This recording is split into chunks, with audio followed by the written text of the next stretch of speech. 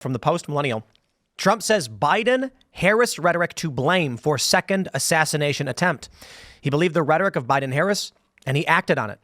Speaking with Fox News following the second suspected assassination attempt on Trump, candidate Donald Trump said that Joe Biden-Harris's rhetoric led to the attempt. He believed the rhetoric of Biden and Harris, and he acted on it. Their rhetoric is causing me to be shot at when I am the one who is going to save the country, and they are the ones that are destroying the country, both from the inside and out.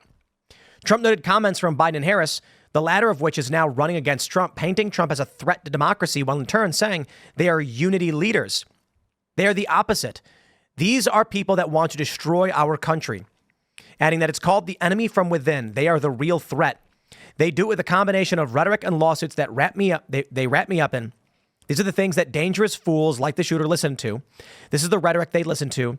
And the same with the first one. Now, Donald Trump has published a list that he shows of all of these statements, and we'll go through them. The first thing I want to say is 1 hour after reporting dropped that there was a shooting at the golf course where Trump was. And within this time frame, we're learning that this may have been an assassination attempt. Hakeem Jeffries says Trump's 2025 plan, it's going to ban abortion. We must stop them. And what I've said is, a lot of people have said, oh, you can't do, oh, man, what's wrong with you? He's allowed to say that tweet.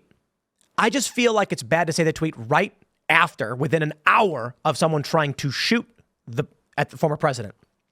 Whether it was scheduled or not, you take a look at all of the videos that are coming out now. And even after this, I think it was NBC News that changed the subject and said Trump and Vance are pushing conspiracy theories against immigrants. But they say like, well, just moments after the assassination attempt, Trump's rhetoric and blah, blah, blah, as if to imply or to segue, yeah, Trump is bad, but what about, the assassination attempt is bad, but what about this? Let's pull up the Donald Trump website. They say Democrats used increasingly incendiary rhetoric against President Trump in the days, weeks, and months leading up to the 2 assassination attempts. Kamala Harris repeatedly quote Trump as a threat to our democracy and fundamental freedoms. She says, it's on us to recognize the threat Trump poses. Does one of us have to come out alive? Ha, ha, ha. It's time to put Trump in a bullseye. That's Joe Biden. I mean this from the bottom of my heart. Trump is a threat to this nation. Biden says there is one existential threat. It's Donald Trump. And it goes on. Tim Waltz, are Republicans a threat to democracy? Yes. Are they going to put people's lives in danger? Yes. Gwen Waltz, bye-bye, Donald Trump. That one I don't think is all that big a deal, though. Come on. Steve Cohen, Trump is an enemy of the United States. That is a bold, bold statement. Maxine Waters, are Trump supporters preparing for a civil war against us? That one's not the same as saying Trump is an existential threat like we have from Debbie Wasserman Schultz. Mm-hmm. But look at all of this. The threat is not over. Trump is an existential threat. You can't have all of these politicians and personalities coming out on TV and screaming. Like Rachel Maddow is really nuts. She's nuts. Stacey Plassick, Trump needs to be shot. Oh, she's Wait, what? Do you see that one? Holy crap. That's crazy. What? That should be at the top. Yeah, seriously. And this is from June 2023. Oh my gosh. Democrat Stacey Plaskett says Trump needs to be shot in TV stumble over alleged mishandling of classified documents. Yeah, I've seen this clip, actually. She corrects herself by going, stopped. But, it's not great. It's not great. It's the first word that came to mind is shot. I don't even want to play it on YouTube. I wouldn't. I don't even know if we should play it. So, like, what do they expect? Wow. Like, they're people, they're like the cult delusional mass formation psychosis side, and they say all these terrible things against one man for the last 8 years, 12 years. And what do they expect? Peace, calm from their crazy followers? And then when the assassination attempt happens, they mock it. Vindman's wife. Right. Yeah. What do you say? Something like all ears are safe, carry on or whatever? Yeah. They lose their minds over Laura Loomer posting what I would just call crude jokes or spicy tweets, depending on who you are. But I just look at those and I'm like, yeah, that's Laura. It's like, whatever. What are you going to do? So there's a lot of conservatives that are mad. They're saying it's too much. It's bad. The left is saying it's racist. There are people on the right saying this is racist. We don't need it. I just go, look, man, people can tweet and they can say what they want to say. The only people making that news are people who have nothing else to talk about. But I can't say this. Democrats and the media lost their mind over it. I'm sitting here thinking, I don't care. I don't want to talk about this. But they mock Donald Trump facing assassination attempts. They make jokes about it, but then claim that Laura Loomer is stepping over the line. I'm sorry, man. I think it's fair to say that, you know, we have another story for you. Trump says he hates Taylor Swift. It's like, I roll. You know what I mean? Like, we get it. We get it. It's one thing to be critical of someone having tweets you think are crude or whatever. You're not, whatever. It's another thing. And if the Democrats came out and they said, we don't like these tweets, I say, yeah, well, I'm not a big fan either. Then they mock Trump over these assassination attempts. And I'm like, you have no moral high ground. Like, I don't care about mean tweets at all. Someone was stalking Donald Trump, intent on taking his life. If this happens, this country falls into bedlam. And I don't know, World War III follows. Destabilization of the United States, what remains of the petrodollar, foreign military bases fall into chaos. China makes its moves, and then everything just starts falling apart. We don't want that.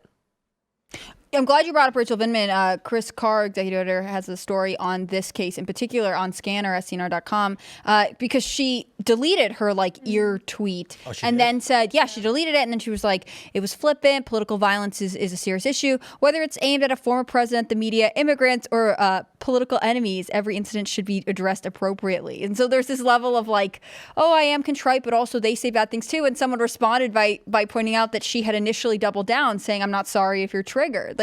Which one is it? Are you standing by what you said? Which, free speech, you're allowed to make say really horrible things. On the other hand, are you realizing that actually Americans are united in the sense that a threat to a president like an assassination attempt is horrifying and unifying in the sense that we are all against it? Trying to make a joke out of it actually makes you sort of the strange weirdo in this sense. Not to co-opt the word weird again. I agree. And I think in moments like this, the radical left is really showing their true colors, right? They would rather have President Trump be assassinated than he be president of this country again. And I think if you're a patriotic American, that's just despicable. We can't have a political discourse if that is the reality. And for me as a conservative, that makes me want President Trump back in the White House that much more, right? If they're so fearful of him that they would be willing to have someone kill him and encourage that and support that, then clearly he is a threat to the deep state and everything they stand for. And that is someone that I want to see picking it apart.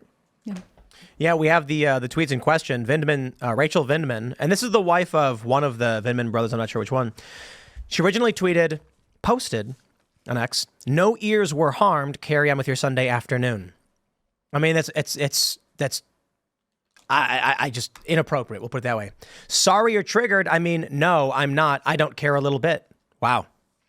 And then said, I have deleted my tweet. It was flippant and political violence is a serious issue. Whether it's aimed at a former president, the media, immigrants, or political enemies, and every incident should be addressed appropriately if we want to change the tenor of our political discourse. Well, it is you and these ridiculous posts you make and the Democrats screaming at the top of their lungs that Trump is Hitler, is a fascist, will take your freedoms over and over and over again that is driving this stuff. And you know what's funny? Because I can sit here on the show every night and say, I pray for Joe Biden's safety.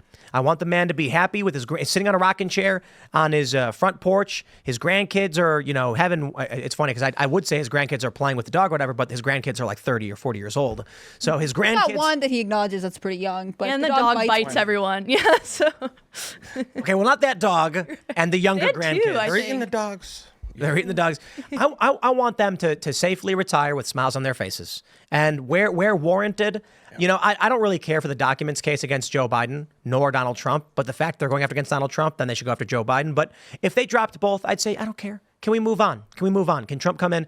And then the people who are in government who have committed crimes will be investigated. That's all true. But I don't want to see any political violence. Not for any of these people. I can tell you that Joe Biden is bad for this country, but how do we describe, how have I described the context of the modern political conflict? The machine state, the uniparty wants to maintain the petrodollar, and Donald Trump wants to secure our borders and bring jobs that can boost the American economy. One is more focused on the U.S., one is more focused on, hegemonic Western power or whatever.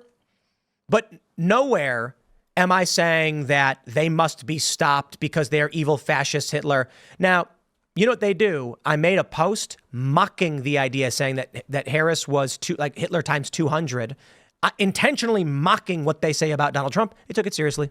Yeah. Really? They took it seriously. Ran articles about it. Tim Pool claims. It's just, you know what, man?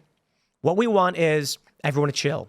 The problem is when we had the Summer of Love riots, when we get far left extremists at these universities, Democrats are deferential. They let them do whatever they want.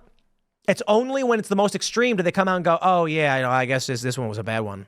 Well, and even now, maybe there will be more charges that come out or are announced. But right now, this guy's just being charged with gun-related crimes, which is crazy because he should be charged with, terrorism at the very least. Like, that's what they charged the January 6th protesters with. It's absolutely crazy to see them just announce only those charges right now. And I think the American people don't have confidence in the DOJ to carry this out even-handedly. Right, especially since one of his two previous convictions was for like possession of a weapon of mass destruction or something, right? Like, right, yeah. So this guy is obviously someone who has posed a threat to society at large. So even if Trump wasn't on the golf course, I think there is a level of, do you think he was just hanging out to attack anybody who walked by? That seems like a threat, possible domestic terrorism to me. There are a lot of mass shooters that get brought up on domestic terrorism charges, whether we believe in legitimacy of those claims or not. Like, it's very strange to me. And I think that Americans are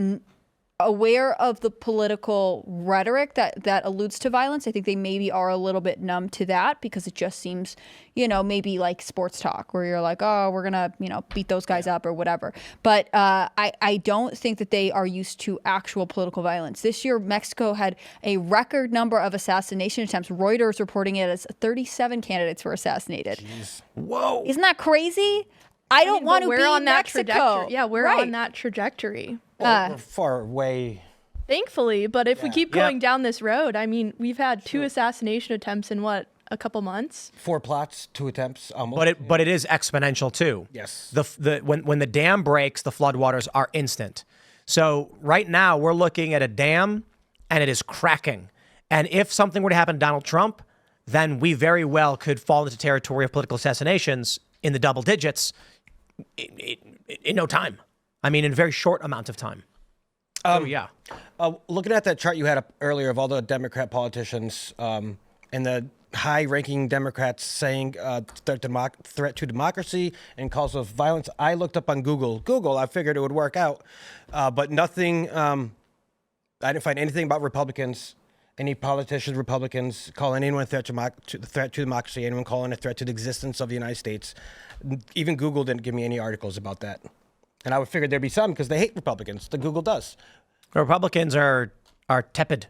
Yeah, they're not calling for violence. Republicans go, slow down there, Democrats. Democrats go, we must stop them by any means. And then you get this insanity. This guy went to great lengths to make, and fortunately the Secret Service stopped him, but I can't, it's hard to believe we're here, I felt like his son's interview was sort of the best capture of a sentiment of, not every Democrat in America, but definitely a certain portion of people who are rabidly anti-Trump. His son did this interview with the Daily Mail. He's spoken to a couple outlets, and he said, which I understood, this is shocking to me. My father was always a good man and hardworking, like stuff you expect the person who is shocked by their family member's actions to say. And then he said, but of course, my father hates Trump, as every logical person does, every reasonable person does. So what you're saying is like he's a great guy, but also it's completely reasonable to hate Donald Trump. I actually think that's a little deranged. I understand not liking politicians. I understand not wanting to vote for them. Yep. But you hate someone so much because it's reasonable? That seems illogical to me. Thanks for watching this clip from Timcast IRL. Make sure to check out the live show Monday through Friday at 8 p.m. on this channel. Subscribe and we'll see you all there.